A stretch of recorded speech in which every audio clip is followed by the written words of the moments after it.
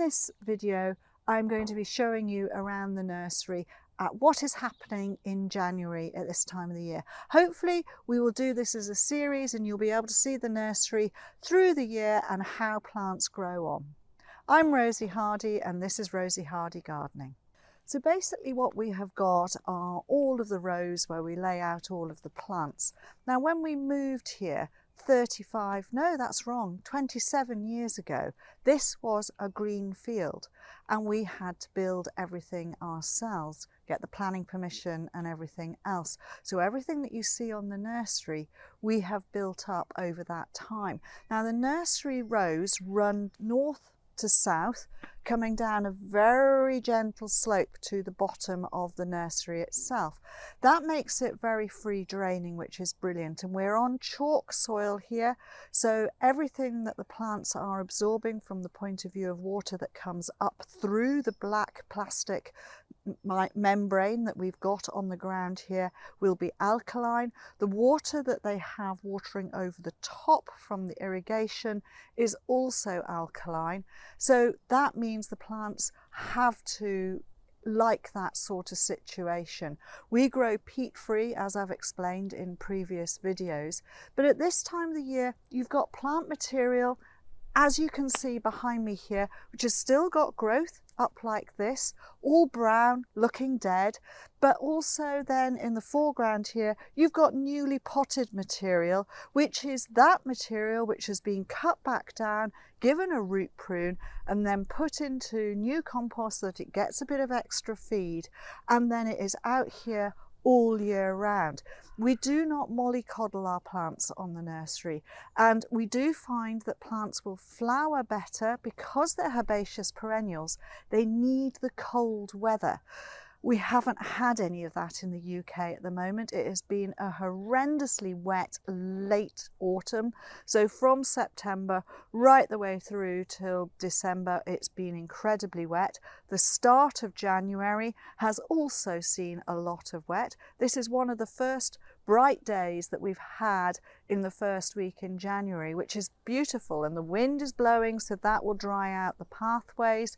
It will dry the tops of the pots, but the pots will be actually quite heavy, and they're very, very heavy. They've got a lot of water in them.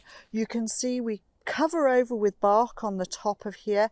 The bark is there to help maintain moisture levels in the compost below. It also helps with weed so that we don't get too much weed in here, and if we do get any weed, it roots into the bark itself. That means that you can weed out very, very quickly. This will be a plant that won't have much root on it at the moment. It will be just a brand new potted, but having said that, it is actually showing lovely new little white roots at the bottom there, which is great. And even in a container like this, there's a worm in there. In fact, we've got lots of worms. Now the worms have come from our area, just from the ground here. They're all trying to get out of the sodden ground and they're going into the containers, which is great because it's good for the plants as well. Let's just see what this is, because I hadn't actually looked. So this is Thalictrum black stockings. So these were in probably 1 litre containers and they were tidied up. They'd have had a bit of root pruned off the bottom of the pot, the 1 litre pot, just to give them a root prune, maybe a little bit off the sides, and then potted up into these 3 litre containers. And that means that they have actually started to root out already. That shows you how mild it actually is at this time of the year when it shouldn't really be. We are hoping for some frost. I have to say, I really would like it to get cold. Herbaceous perennials need cold weather for them to initiate the flower, and the flower that you will get in through the season. So the better you have a cold winter, the better your herbaceous perennials will be. So we tend not to mollycoddle them. That's absolutely fine. Cold weather will hopefully get rid of any of the pests that are around. I know a lot of people are seeing a lot of damage on green leaves that are there still in their gardens. A lot of that is caterpillar and slugs, and that is what is doing the damage at the moment, because they're just just hasn't been the cold weather to get rid of those pests. Anyway, so this is what we've got. There's a little patch of material there that needs to go, and it's just been put round. That will go in to be potted up later. A lot of the stuff which has got top growth on it will get cut down a bit later, but we do leave it there for protection for the area. And as you will see, I've got a lovely robin flitting around me at the moment. He's loving the fact that there are still bugs around. Great, but we do want a little bit cleaner material for going on through the system. Here we are in another one of our beds. This one is slightly different because this has got the windbreak trees growing up here. These are about to get a prune because they've got a little bit too big. We grow malus, so those are, and we also grow pyrus in the middle. So basically this is so that we get the birds in. We also get the pollinators in because these flower brilliantly, so it's really grown for that point of view. So these got a little bit too big. They're going to come down a bit.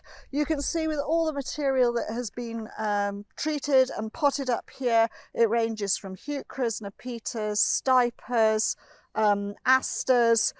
You've got centuria over there, you've got phlomis, you've got hardy geraniums, all batches of plant material coming through in different stages of growing. Now, that is because some were grown or some were potted a little bit earlier, so they've got their roots down and are going. Others look like this. So you've got something like this where there's a bit of stalk here, or you've got something like this one where there's a bit of bulbous growth here. And basically, you know, this is what herbaceous perennials look like in containers at this time of the year. And a lot of people think, oh my goodness me, there's nothing there. But there is. There's loads of roots, there's a load of stem there. These are pots of potential, and that's what you should really understand. The potential of these is that they are going to look fantastic right the way through the summer months. Some of them are spring flowering, some of them summer, some of them autumn. Just brilliant, different leaf colour, different foliage shapes, different heights, and also all sorts of different colours and different types of flower shapes. Just a fantastic smorgasbord of herbaceous perennials going to come through. And the reason why some of these are put underneath the shade is that they will get shade at different times of the year, because obviously, as I said, this is north to south facing and east over there, so that side of the trees will get the morning sun, then they'll get the afternoon shade, and then on this side they will get morning shade and they will get afternoon sun. So it works really quite well. So not only do these trees act as windbreaks, they are pretty, because this particular one has got red leaves and beautiful bright pink flowers, and it brings in the bees, the butterflies, all the pollinating insects. Then when they have their berries or their little apples at the end of the season, the birds come in and they feast on them. So it's really, really good ecologically for the environment, and you know, we want to do that as well as growing all these plants for you to have in your garden. A lot of the beds that I've shown you so far have been of plant material that has been in much larger containers. Now we're in the top area of the nursery where we put all the smaller pots, and these are 1 litre containers here. Now these particular ones are just starting to grow, and these are our alliums in containers, so they're starting to put on shoots, and if we tip this up we should see some beautiful root. That one's not rooting quite as much. You'd expect it to have a lot more than that with the amount of actual foliage that is showing up there. But they are doing really, really well, and it's great to see that. There are other plant material. There is other plant material as well further up, which is starting to get very green, and we'll go and have a look at that so that you can see that things grow at different stages depending on what they are and whether or not it's their time to be coming into leaf. I just wanted to talk about this plant here, which is just putting on lots and lots of beautiful foliage, and this is Coralis. Now, Coralis is something that is summer deciduous, so it does not show any leaf at all during the summertime, but at the end of the year it starts to put on its foliage, and its foliage stays really low, as you can see, just close to the surface, but really lots of it. And this will eventually start to grow up, and it'll go up and up and up and give you the most beautiful blue flowers.